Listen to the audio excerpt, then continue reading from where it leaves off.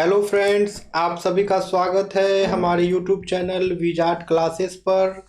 दोस्तों, ये क्लास जो है बीपीएससी कंप्यूटर टीचर और एसटीईटी कंप्यूटर की ये क्लासेस है।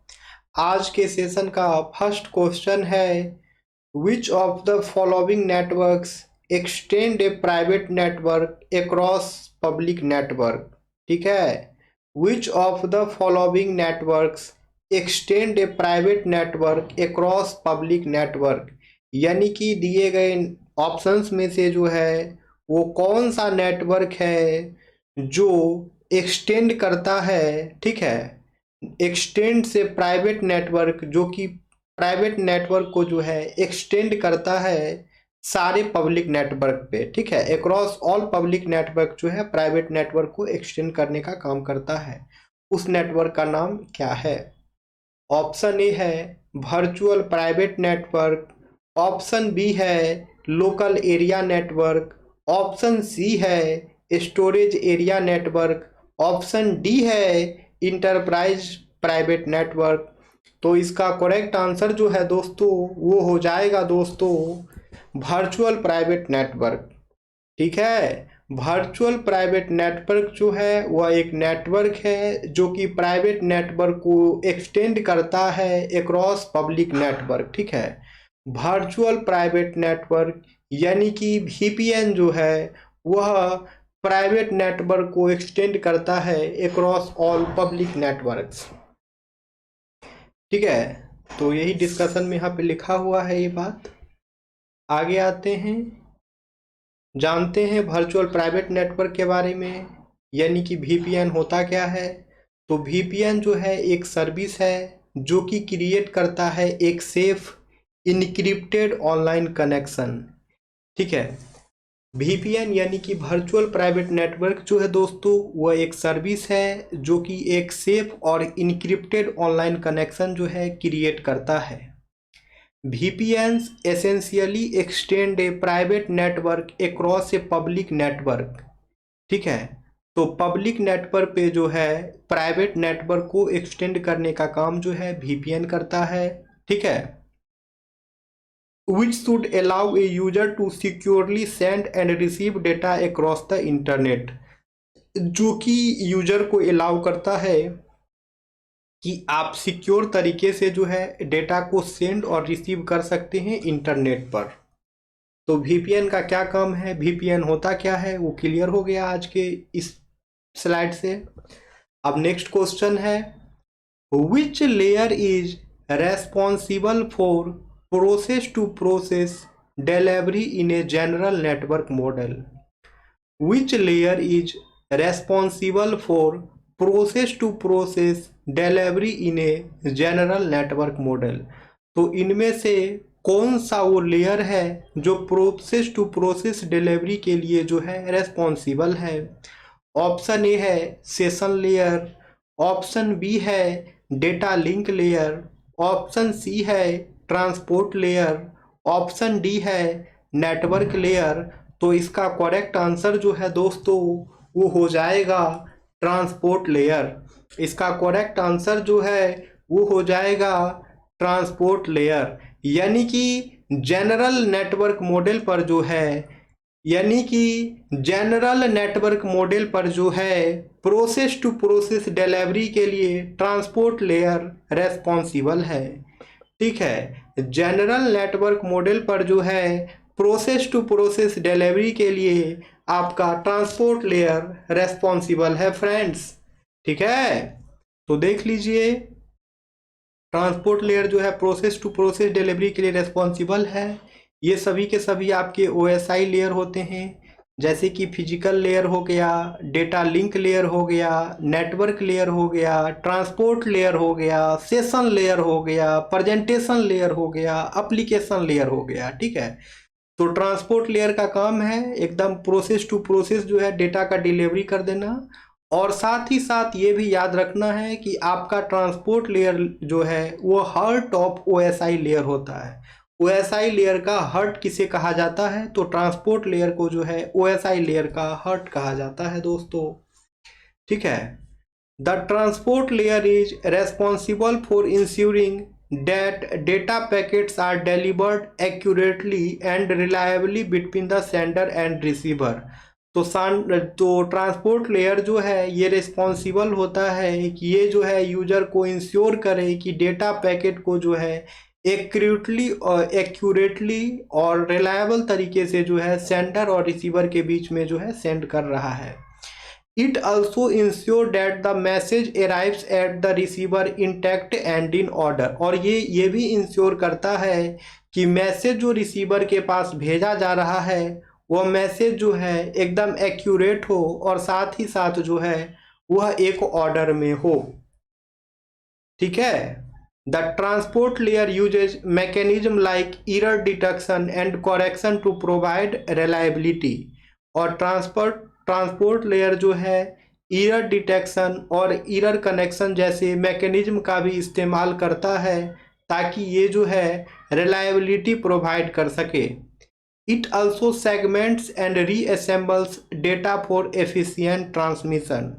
डेटा के एफिशिएंट ट्रांसमिशन के लिए जो है ये डेटा का जो है सेगमेंट्स भी करता है और डेटा को जो है रीअसेंबल भी करता है। ठीक है। तो और देख लीजिए ट्रांसपोर्ट लेयर पे कौन कौन सा प्रोटोकॉल यूज होता है तो उसको देख लिया जाए। तो ट्रांसपोर्ट लेयर जो है अक्सर टीसीपी प्रोटोकॉल का यूज करता है और यूडीपी प्रोटोकॉल का यूज करता है। टीसीपी प्रोटोकॉल होता है ट्रांसमिशन कंट्रोल प्रोटोकॉल और यूडीपी प्रोटोकॉल जो है वो होता है यूजर डेटाग्राम प्रोटोकॉल। ठीक है। तो ट्रांसमिशन कंट्रोल प्रोटोकॉल का जो है ट्रांसपोर्ट लेयर तब यूज करता है जब उसे कनेक्शन ओरिएंटेड डाटा ट्रांसमिशन की आवश्यकता हो और जब कनेक्शन लेस डाटा ट्रांसमिशन की आवश्यकता हो तब ट्रांसपोर्ट लेयर जो है यूडीपी प्रोटोकॉल का यूज करता है। ठीक है। तो ये बात याद रखना है दोस्तों, ट्रांसपोर्ट लेयर जो है दो प्रोटोकॉल यूज करता है, एक टीसीपी प्रोटोकॉल यूज करता है, दूसरा यूडीपी प्रोटोकॉल यूज करता है। टीसीपी प्रोटोकॉल यूज कब करता है? जब उसे कनेक्शन ओरिएंटेड डेटा ट्रांसमिशन करना हो और जब कनेक्शन लेस डेटा ट्रांसमिशन करना हो तो यूडीपी प्रोटोकॉल को यूज करता है। ठीक है दोस्तों, इस बात को याद रखना है कि ट्रांसपोर्ट लेयर जो है दो प्रोटोकॉल यूज करता है, एक टीसीपी प्रोटोकॉल, दूसरा यूडीपी प्रोटोकॉल। टीसीपी का फुल फॉर्म होता है ट्रांसमिशन कंट्रोल प्रोटोकॉल और ये कनेक्शन ओरिएंटेड डेटा ट्रांसमिशन के लिए यूज किया जाता है। यूडीपी होता है यूजर डेटाग्राम प्रोटोकॉल और इसका इस्तेमाल जो है किया जाता है कनेक्शन लेस डेटा ट्रांसमिशन के लिए। इतना बात को याद रखना है ट्रांसपोर्ट लेयर के बारे में। और ट्रांसपोर्ट लेयर जो है ओएसआई लेयर का चौथा लेयर होता है। ट्रांसपोर्ट लेयर जो है दोस्तों ओएसआई लेयर का जो है चौथा लेयर होता है और सेशन लेयर जो है ट्रांसपोर्ट लेयर का पांचवा लेयर होता है। ठीक है। अब नेक्स्ट क्वेश्चन है, what does each packet contain in a virtual circuit network. What does each packet contain in a virtual circuit network. तो वर्चुअल सर्किट नेटवर्क पे जो है जितने पैकेट्स होते हैं वो क्या कंटेन करते हैं वो पूछ रहा है। वर्चुअल सर्किट नेटवर्क पे जो है जितने पैकेट्स होते हैं वो पैकेट जो है क्या कंटेंस करता है वो पूछ रहा है। ऑप्शन ए है only source address, option B है only destination address, option C है full source and destination address, option D है ए शॉर्ट वीसी नंबर। तो करेक्ट आंसर जो है वो हो जाएगा दोस्तों ए शॉर्ट वीसी नंबर। ठीक है। तो वर्चुअल सर्किट नेटवर्क पे जितने भी पैकेट्स होते हैं वो एक शॉर्ट वीसी नंबर को कंटेन्स करता है। वर्चुअल सर्किट नेटवर्क पे जितने भी पैकेट्स होते हैं वो पैकेट जो है एक शॉर्ट वीसी नंबर जो है कंटेन्स करता है। ओके फ्रेंड्स, तो इसका डिस्कशन देखा जाए, in a virtual circuit network each packet contains a virtual circuit identifier in its header. तो वर्चुअल सर्किट नेटवर्क पे जितने भी पैकेट्स होते हैं वो वर्चुअल सर्किट आइडेंटिफायर को जो है कंटेन्स करता है। The VCI is a unique number that identifies a virtual circuit within the network. और ये VCI जो है एक यूनिक नंबर होता है जो कि वर्चुअल सर्किट पे जो है, ठीक है, is a unique number that identifies a virtual circuit within the network. ठीक है, नेटवर्क के विद इन जो है ये वर्चुअल सर्किट को आइडेंटिफाई करने का काम करता है। It helps network devices direct packet to the correct virtual circuit for processing and delivery. और ये जो है नेटवर्क डिवाइस को जो है मदद करता है, ये पैकेट को जो है एकदम करेक्ट वर्चुअल सर्किट पे जो है डिलीवर कर दे, डायरेक्ट कर दे, ताकि जो है प्रोसेसिंग और डिलीवरी जो है एकदम एग्जैक्ट हो पाए, करेक्ट हो पाए। ठीक है। Virtual circuit network establish A pre determined path for data packet before transmission ensuring that the data is delivered in order. और ये जो वर्चुअल सर्किट नेटवर्क है ये जो है एस्टेब्लिश करता है एक pre determined path data packets के लिए, ठीक है, डेटा ट्रांसमिशन से पहले, ताकि ये इंश्योर कर पाए कि डेटा जो है वो डिलीवर हो रहा हो, वो एकदम करेक्ट ऑर्डर में डिलीवर हो रहा हो data. This is different from datagram network. ये जो है डेटाग्राम नेटवर्क से जो है डिफरेंट होता है। Like the internets IP which treat each packet independently and route them dynamically based on the destination net address। तो IP में क्या होता है कि जितने भी पैकेट होते हैं उसे जो है वहाँ पे जो है इंडिपेंडेंटली जो है उसे ट्रीट किया जाता है और उसे राउट किया जाता है डायनेमिकली उसके डेस्टिनेशन एड्रेस के बेसिस पे, ठीक है। लेकिन यहाँ पे जो है हालांकि वो चीज़ नहीं है। अब नेक्स्ट क्वेश्चन है, what is the term for the data communication system within a building or a campus. What is the term for the data communication system within a building or campus. Within a building or within a campus जो data communication system होता है उसे क्या कहा जाता है। With in a building यानी कि एक बिल्डिंग के अंदर या फिर एक कैंपस के अंदर जो डाटा कम्युनिकेशन होती है उस टर्म को क्या कहा जाता है, उस टर्म का क्या नाम है। ऑप्शन ए है मैन, ऑप्शन बी है लैन, ऑप्शन सी है पैन, ऑप्शन डी है वैन।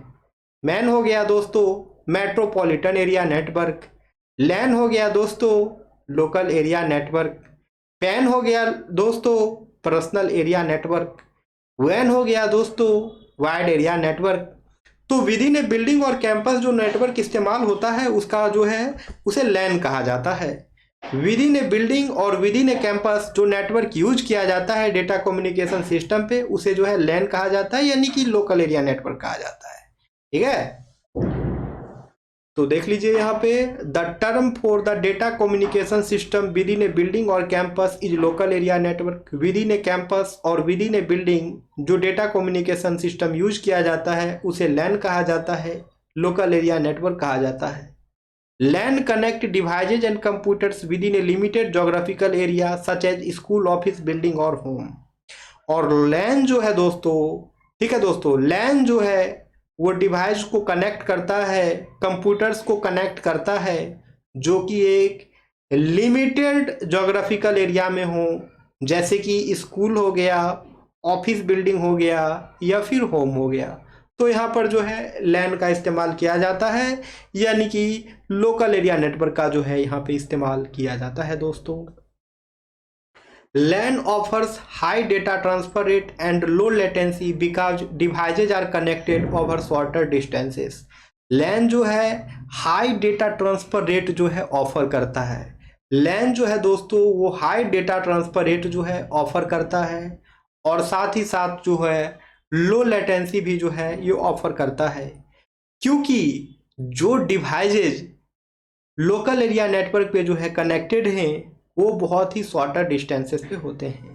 ठीक है, लैन पे जो है जो भी डिवाइसेज कनेक्ट होते हैं वो काफ़ी शॉर्टर डिस्टेंसेस पे कनेक्टेड होते हैं, इसलिए जो है ये high data transfer rate offer करता है और साथ में लो लेटेंसी भी।